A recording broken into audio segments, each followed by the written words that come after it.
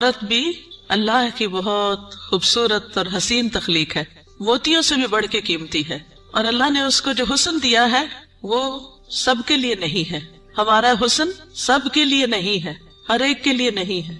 अल्लाह ने हमें जिसके लिए पैदा किया है, जिसके लिए बनाया है, ये उसी का हक है। आप देखिए कि बचपन से ही एक छोटी सी बच्ची को भी जो शौक होता है वो किस चीज का होता है, सजने बनने संवरने का।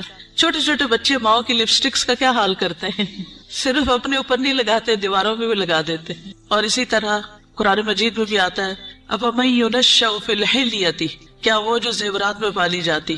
तो सजना बनना, अच्छा कपड़ा, अच्छा लिबास, अच्छा जेवर, ये औरत की कमजोरी होती। हर औरत को किसी न किसी दर्जे में थोड़ा या ज्यादा पसंद होता है। अगर रोजाना अपनी जेबो जीनत का एहतमाम न करे तो खास खास मौके पर जरूर करती। और फिर उसमें बाज़ औक़ात ये होता है कि सिर्फ जेबो जीनत का